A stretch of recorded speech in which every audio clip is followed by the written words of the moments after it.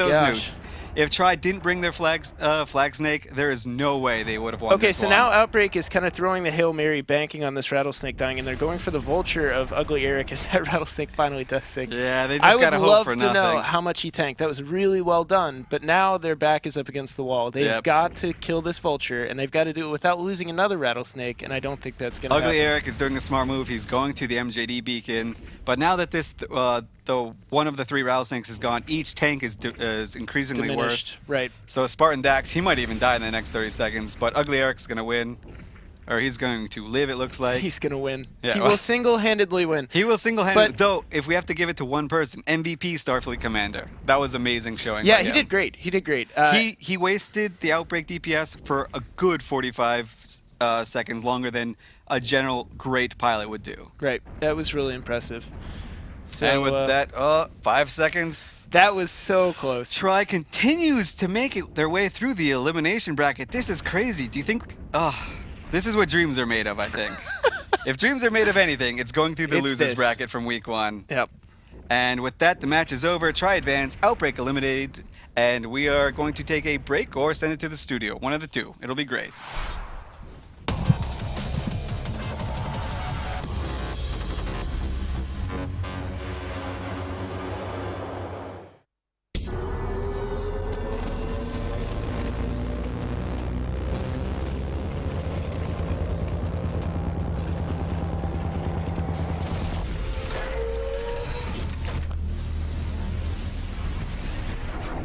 I mean, my heart's beating, my hands are shaking, but I'm still shooting, and I'm still getting the headshots. It's like, boom, headshot, boom, headshot. I'm still getting the hearts. It's like, boom, headshot, boom, headshot, boom, headshot.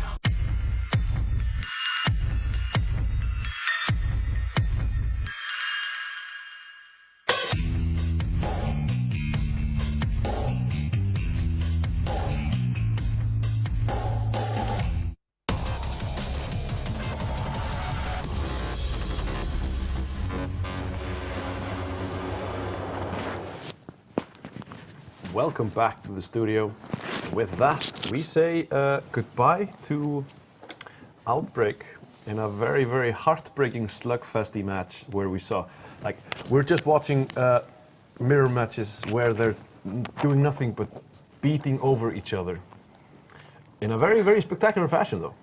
Yeah. Joining me here now is our Bacchanalian and Sir Squeebles, and we're still joined by CCP Guard. I don't know what to say. Yeah, that was super interesting. Like you said, we've had a lot of mirror matchups, but 2 Rattlesnakes versus 3 Rattlesnakes. I so wanted 3 Rattlesnakes to win, but it just didn't pan out that way. So your method of 3 Gilas winning 1 Gila does not function with 2 against 3. I didn't want to take it to too high of a level. But well, to be fair, I think that was at the Triumvirate flagship there then. Yes. Okay, and I think they brought that the last 2 matches as well and used it very, very effectively, and that really, I think, made the difference. The fitting on that and the ability to fit the faction or officer modules, as it were, it really made a difference there. But after the first half of the day that we've had, this turns into a commentator blessing rather than a curse, since we've agreed on everything and everybody's won, except for Shadow Cartel. I was even right. Yeah. Even Guard was right. Yeah. Even It happens. It happens. It happens. So, we should go straight into the next set of matches, which we'll see back, as I try to get the bands up here, we'll see back the Ronin from the first match of the day, where they beat out MIF, and they're going up against Road Capel.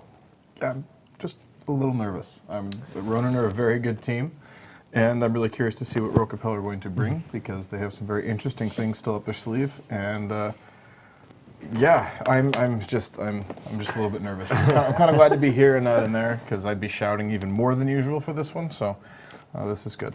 Yeah, I don't know. I'm curious to see what Ronin's going to bring. They've been very confident on some setups so far. So I've had to circle Road Capel in solidarity with my brosers. That's who I'm gonna pick. But, yeah, we'll get to that. We'll get to that.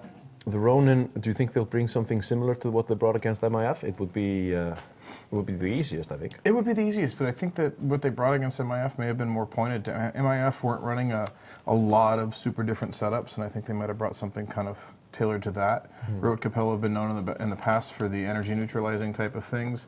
They've had a very defined kind of character so far throughout the tournament, and we may see Ronan try to bring something to deal with that more. Yeah.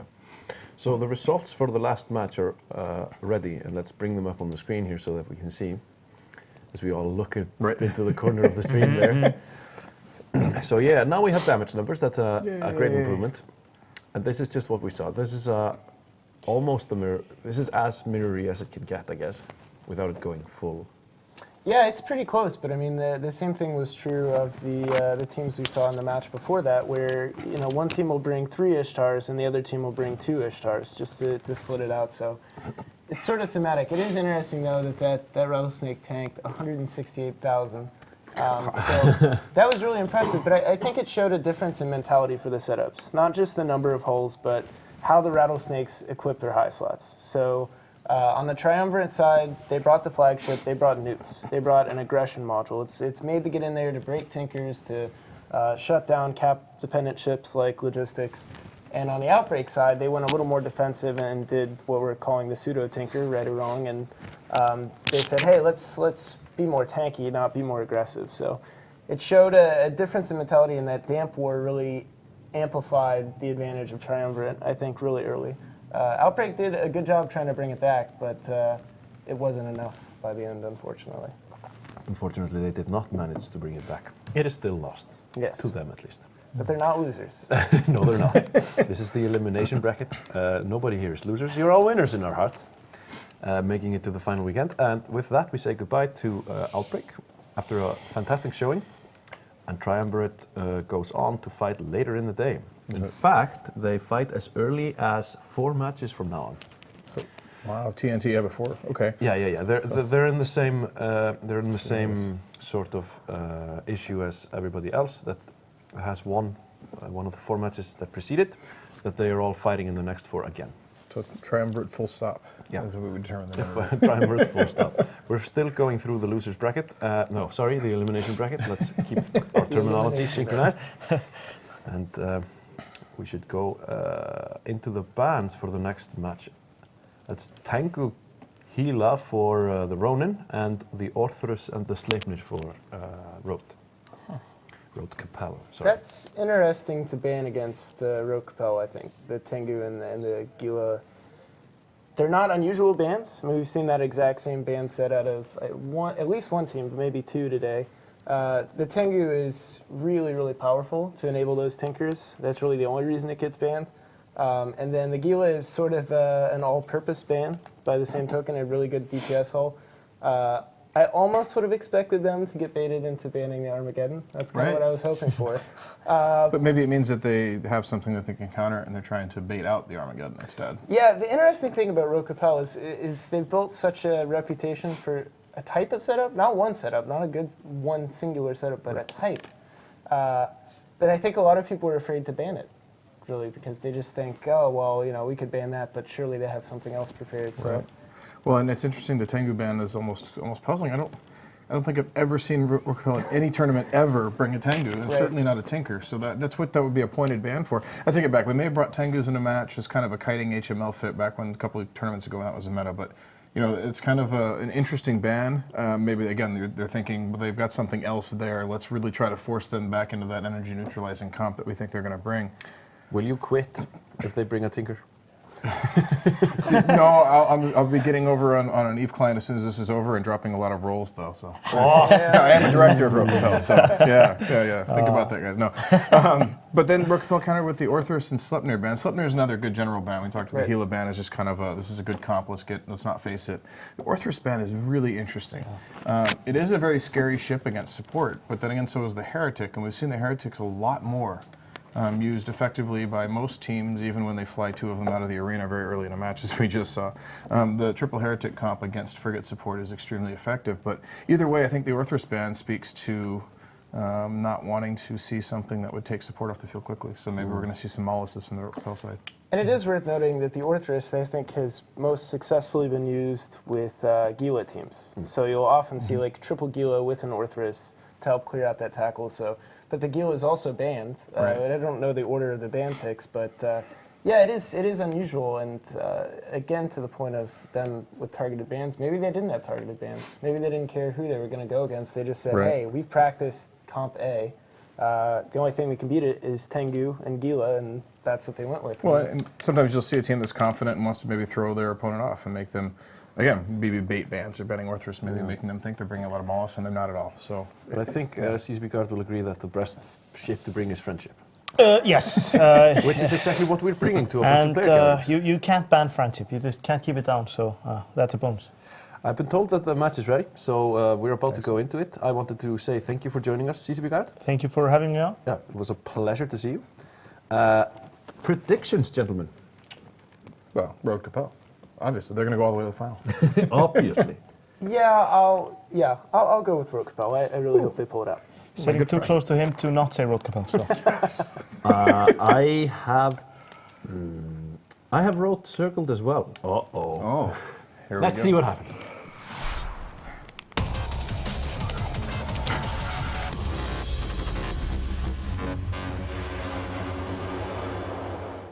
Hello.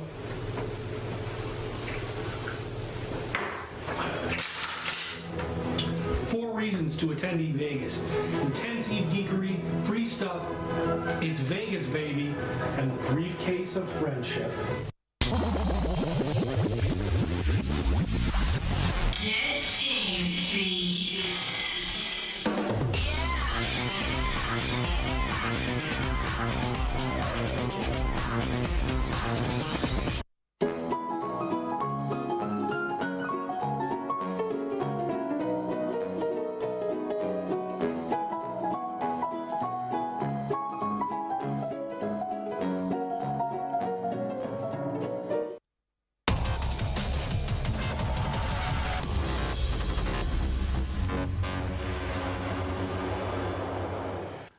Alright guys, welcome back to the Alliance Tournament. I'm CCP Rise here with Apotny, and we're about to see the Ronin fight Rote Capel. What do you think? So we have the Ronin bringing their Flag Gore, supported by 2 Eos, a Guardian, 2 Celestis for a lot of damp power, 3 Heretics, 2 Ishkar attack assault frigates, and a Malediction. Yep, and then just a very solid drone setup with actually a lot of support for them as well on the Rote Capel side. 2 Eos, 2 Ishtar, Oniros, and then a Kitsune. Huge wing of destroyers, 2 heretics, 3 towers, and that 1 Mollis. So again, flagship Balgorn, you can see right positioned in the very center of the field there for the Ronin team. Everyone else on the field warped to max range of 50. So, I mean, I'm very interested to see, just the huge amount of anti-support here we have from Rote Capel. 2 Heretics and 3 Tower Wars. They've opted for jams on the Kitsune as well, so probably mixing jams and ECM can typically be a lot more powerful than just one over the other, and the match is beginning. It looks like jams are spread beautifully across the Ronin team. It's actually an amazing job by the Rote Mollis pilot to get damps on all those Celestises and Heretics right off the bat, winning that support fight, even though Ronin obviously committing to a really huge support setup here with those 2 Celestises. The Ronin really nice doing job an amazing job webbing both Ishtars at the very beginning, making it very easy to apply your DPS to them. The Ishtar of Snake is in fact TP'd at this moment in time. Reps are on him. Reps do seem to be holding for now, though. And despite that Balgorn having damps and jams targeted onto him on the Ronin side, he is still lasers active. So you see just that Newt on the 1 Ishtar, but otherwise no cap war going on, and maybe there he finally got a jam against him. Damage holding pretty stable on both sides. Yeah, the webs did drop, so the Ishtars are now burning away as fast as possible. We've got a ton of rep drones on the Guardian for the Ronin team. We're going to have to see where they choose to apply their DPS next. And this Balgorn's burning around, trying to get back in range for something once he gets a lock. Keep pushing those Ishtars closer to the edge of the arena, making them turn and slow down so that more of that drone DPS gets to do its work. And in the meantime, Rote trying to still work on the Guardian on the Ronin side. You can see some damage getting applied, but nothing that's sticking for now as these teams kind of spread out across the field. I mean, let's have a look. Let's see what drone choice we have got. For the red side here, for the Ronin, they have dropped a bunch of, we see the blue team have a bunch of geckos. Rote Capel electing for that Omni damage, and tons and tons of armor bots for the Ronin team, just trying to hold reps rather than pushing too aggressively with damage drones. Yep, Ronin running 100% armor bots basically at the moment. They're all on that Guardian, trying to keep him alive. It looks like now Rote Capel's given up on the Guardian for a bit at least, switching a lot of their damage over to the Balgorn, testing the tank there. No resist bonuses there, of course, so he might be a bit softer, even though he has a lot of HP. With all this E-War flying across now, Rogue Capel feeling more E-War than the Ronin. I mean, it's amazing that no ships have died yet. It's a testament to both Logi pilots and both teams that not a single ship has died with so much. Having said that, Heretic from Dinar now drops, so finally first blood goes to the Ronin. Looks like Ronin's Ishka may be following, but that flagship Balgorn is getting seriously low into his armor. Going really, really low. They're going to have to move some of those armor bots over to him. He also is hurting at first because there's, like you said, a lot of E-War pressure going onto the, well, on both sides, but the Guardian was stamped and he didn't have reps active for a while, but they did actually get active now, so starting to pull back, but another destroyer dead on the Rogue Capel side. Yeah, if, you know, the Ronin just slowly burn through the Rogue Capel Desis, you know, that gets them a lead on points, with a little bit of DPS, possibly even a little bit of E-War, and it forces Rogue Capel to make the next strong move.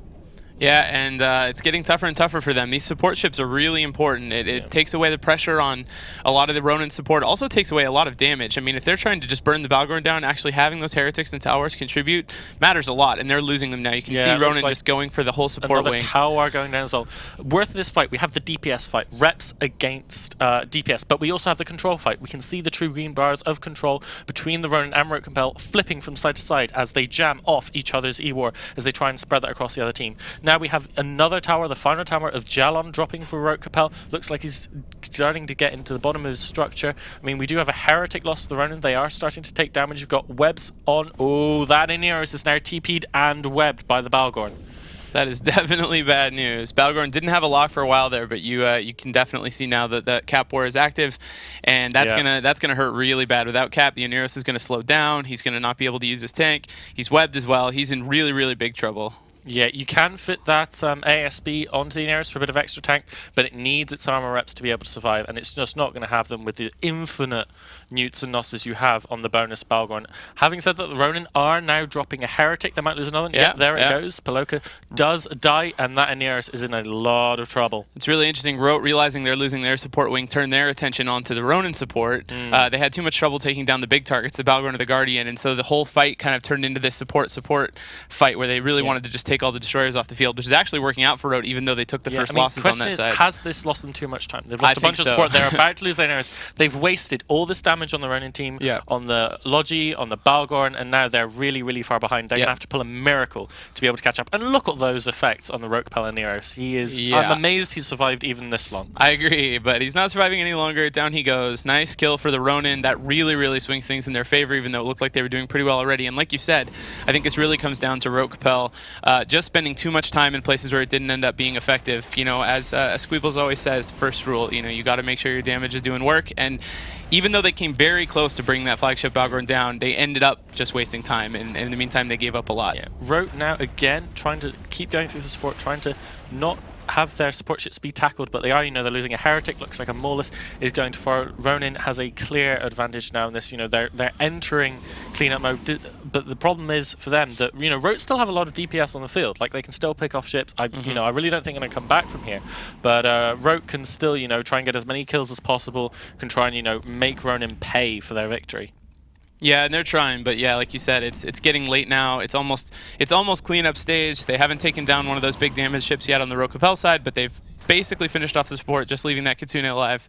And it won't be too long now until they bring down an Ishtar, I think. It'd be really interesting to watch this match in 3D viewer. I think the Ronin Balgorn and the Ronin Guardian both deserve a ton of credit for their positioning. I think this is a really hard match to fly. They need to you know, stay out of harm's way if you're the Guardian, but also not get out of range of your team. You need to manage all those armor rep drones.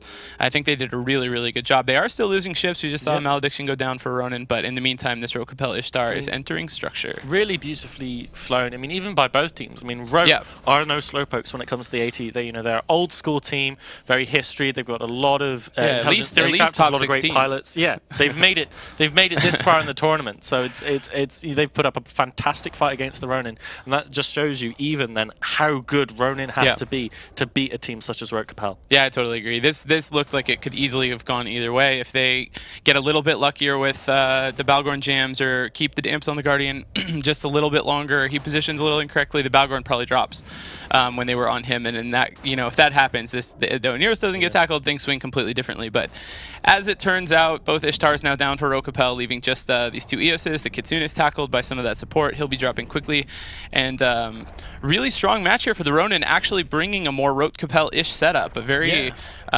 support-focused, E-War-focused control setup, which we haven't seen tons of. Even though damps are really, really strong in this tournament, most teams have brought an enormous amount of damage, kind of as the first thing. And this Ronin setup is really, really focused on that control. One of the things I haven't been able to get over in this entire match, I've just loved seeing the Balgorn webs to apply to, say, the Ishtar or something. They go from like 1700, 1800, all the way down to 100. I mean, those webs are so powerful. If you can apply them, you are in so much trouble. And the Bal did fantastic work in this match. Yep, and now just chipping away at these Eoses, the last two ships, they will, I'm sure, be able to finish them off in this 2 minutes and 30 seconds. If you guys have been away from the game for a bit or don't pay attention to all the latest faction balance changes, something really relevant for this match and possible future matches is that the entire Blood Raider lineup now gets a bonus to NOS, where it no longer cares whether you have more cap than them or not. It just keeps on stealing, which is incredibly powerful. So that's why you see NOS effects here, but you won't see them a ton otherwise. Because he can just keep pulling cap from those ships until they're dry and fuel himself at the same time. Yeah, I mean, so Rise, what do you think in this match? Is there something you think Rokapel could have done differently? I mean, we said target calling was a bit of a problem. Is there anything else you think that Rokapel could have done to help, or was that pretty much it? Based on how it actually played out, I would never fault them for the choices they made. Like I said, it was really close, but based on how it went, if they would have gone for winning the support fight early, tried to take out those heretics and Ishkur's first thing, and tried to win that fight, and maybe even move to Celestis's after that, I don't know. It might have gone better for them, because it ended up working out that that's really where the match was decided, was in the support. But I mean, how can you know that? And I think they really did a great job. Like I said, at the very start of the match, won the damp war and everything, and I don't fault them at all for choosing the Guardian and then the Balgorn. So just a tough spot for them. I think they did a great job. Just didn't work out. 1 year left now. Tyrus, team captain of the Roke team, very, very intelligent guy, going down with his ship as Roke get eliminated from the tournament. The Ronin go on. I'm not 100% sure who they're going to face next. We'll have to ask that from the commentary, guys. But yeah, as we're saying, really great showing here from the Ronin. Rokapel really giving a good fight as they do sadly go down. And another, I think, really interesting thing about this match, and like you said, maybe the guys on desk will talk about it a bit, is this has got to be some of the least drone DPS we've really seen on any team in a long time, at least. There's almost all rep bots coming from the Ronin setup, even up to heavy rep bots. So really not worrying about doing a lot of damage, even doing it with drones, just winning that control fight. It's really interesting. When you've got, those Balgorn nods, as you say, when you've got that web on the Neros, it is so much easier to kill. You don't need that much DPS, so you can play it safe. You can have those rep bots, for example, from the Ishkurs. They've got a nice little drone bay. The DPS they will do isn't, insane. So, rep bots can just be that extra little bit to help your Guardian tank, to help your flagship tank. But we are winding down here. This match is just about over. 5 seconds left to finish off that EOS. With this low DPS is actually maybe not going to happen. But either way, that'll do it for this one. Rokapel exiting the tournament and Ronin moving on. So congratulations to them, and we'll go back to the desk.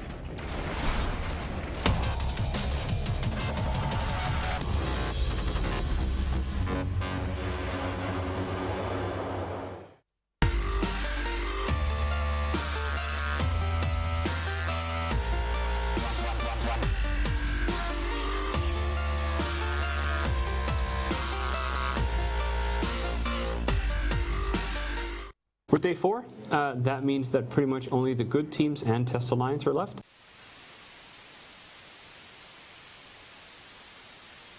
Test Alliance, please ignore. Worst of the best. Delicious spaghetti you eat while waiting for a prey to put its shiny pot into his career. So you always let jump, and let the body hit the floor, and that is how the glue comes.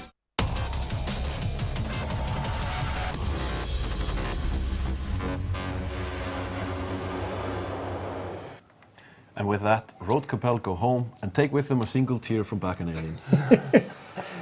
Oh, that was rough to watch. I think CSP Rice said it was won and lost in the support. Rokapel did a great job early of spreading their damps, of kind of controlling the field right from the start. But then I feel like they kind of lost track of that. The Kitsune did a great job of keeping the Baelgorn. He got some good jams on the Baelgorn when things were getting hairy. They got some good jams on the Guardian to try to press damage through the Baelgorn flagship. But what I think they lost sight of were the Celestis. And when you've got damps on them early, that's going to prevent them from locking right away. You're going to get your damp spread. But eventually, with pilots as good as the Ronin, with the positioning and field control they had with that Baelgorn, the Celestis are going to figure out how to get into position to lock things and damp things. And that's exactly what happened.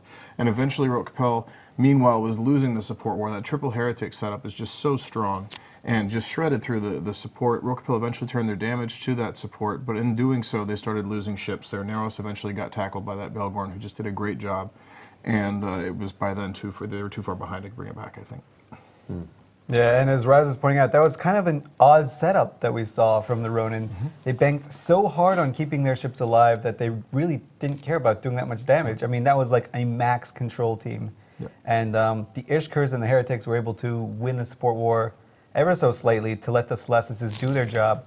The weakness of this Baelgorn, even though it's a flagship and it could be potentially blinged out, is that it can get controlled really, really easily.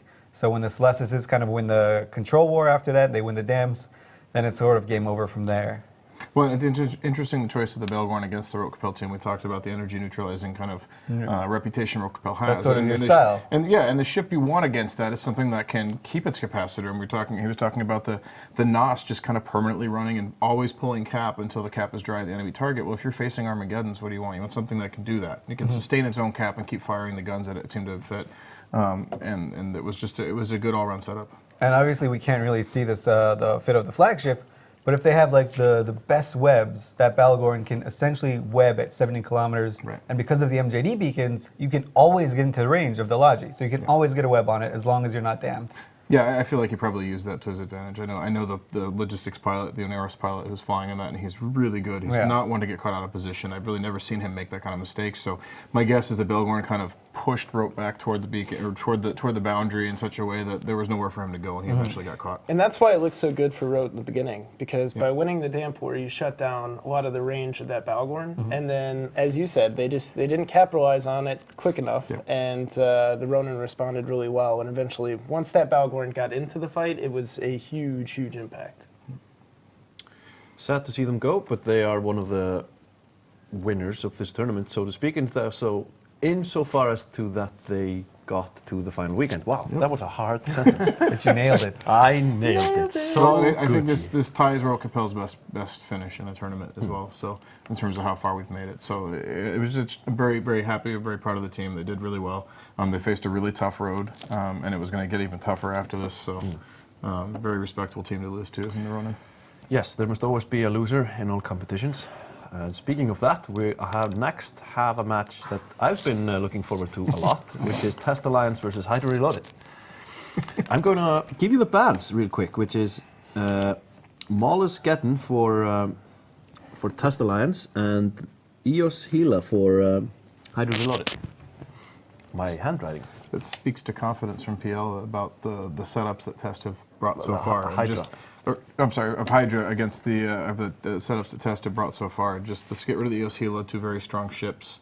I think Test did bring that setup maybe once or something on those lines, but they brought the Loki tinker last. Yeah. Well, but that says that I think Hydra knows how to beat that. I think that's what they're saying. So that's like the interesting mind game there. Like if you're a Test and you see these bands, do you say, wait a minute, are they going to just stomp me with the team I've run, or does Test have like a secret in their back pocket?